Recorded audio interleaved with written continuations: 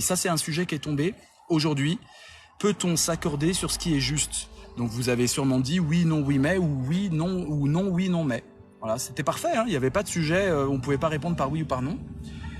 Du coup, bah oui, on peut s'accorder sur ce qui est juste parce que voilà, sinon, comment faire pour vivre ensemble, comment faire pour atteindre la vérité, comment faire pour trouver un consensus, un dialogue, comment faire pour avancer dans les idées. Et d'ailleurs, le juste de... En fait, on ne peut s'accorder, on radicalise, on ne peut s'accorder en 1C, on dit on ne peut s'accorder que sur ce qui est juste. Si on s'accorde sur ce qui est faux, ça donne le complotisme, ça donne des théories complètement délirantes. Et donc le but du jeu, c'est de s'accorder sur ce qui est juste. Donc le juste peut être justement le critère de l'accord, sinon il n'y a pas accord. Il y a croyance collective. Deuxièmement, non, on peut pas s'accorder sur ce qui est juste parce que chacun a la mesure du juste. Hein.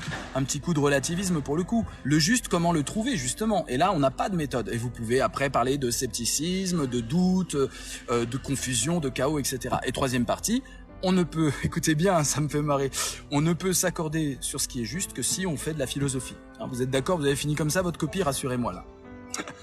C'est trop facile. Je vous l'ai dit, hein, je vous ai spoilé avant, hein, je vous l'ai spoilé, je vous dis, votre copie finira par un hymne à la philosophie. Et je suis sûr que vous l'avez fait. En fait, peu importe tant que tu mets des références et que tu utilises la méthode pour toujours faire le même système de pseudo-argumentation punchline, tu mets n'importe quelle référence, tout rentre. Tout rentre. C'est ça qui est scandaleux dans la méthode Veillot, c'est qu'il n'y a pas une référence qui ne rentre pas en fait. Vous avez compris, hein? Toutes les références, elles rentrent. C'est pour ça qu'il ne faut pas réfléchir par thème. Parce que la pensée par thème des céréales et autres, là, vont vous compartimenter la pensée. Alors qu'en fait, il n'y a pas de thème. Tous les sujets, moi, je vous les fais entrer dans tous les sujets, je vous fais entrer toutes les références. Je peux parler de Marx avec ce sujet-là, je peux parler de la violence, de l'amour. Peut-on s'accorder sur ce qui est juste? Moi, je peux vous faire une sous-partie sur l'amour, une sous-partie sur le droit, une sous-partie sur l'histoire, une sous-partie sur ce que vous voulez. Trop facile. Parce que la voyouterie n'est jamais finie et il faut la diffuser maintenant. Le but, c'est qu'on soit 200 000. Mais il faut savoir définir le mot type nature, bonheur. Mais tu le sais, tu parles français. Tu parles français. Et en plus, il ne faut pas savoir le définir une fois. Là aussi, c'est un piège des notions. Il faut le savoir définir tout au long de ta copie. Définir, redéfinir, dire que tu avais mal redéfini, dire que tu avais mal défini, et redéfinir, et redéfinir, et redéfinir, et redéfinir. Tu vois, c'est pour ça qu'il ne faut pas apprendre les notions. Parce que ton boulot, c'est pendant 4 heures de redéfinir tout le temps. Si tu apprends par notion, tu te tiens juste à une seule définition et tu es foutu. Écoute bien, tu vas être fichu parce que tu ne pourras plus redéfinir un truc qu'un prof de philo t'a dit c'est comme ça la définition.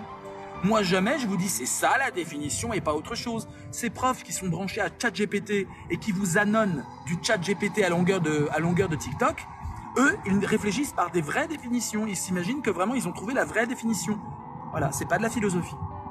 Et c'est vrai que c'est séduisant, hein. En 3 minutes, je vous raconte tout sur la liberté. Ouais, la liberté, 3 minutes, tu le vois là, l'œil? Tu le vois là?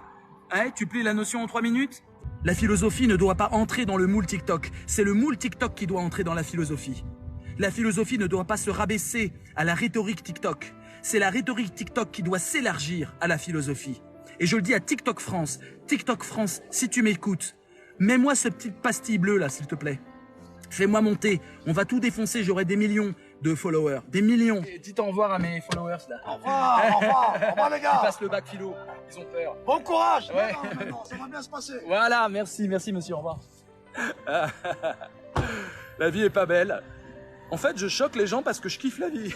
Je kiffe la vie, mais moi je kiffe pas la vie devant un fond vert. Je kiffe la vie dans la vie. Je kiffe la vie dans la ville, et je kiffe la ville dans la vie, et je kiffe la ville dans la ville, et je kiffe la vie dans la vie. Je vous le refais.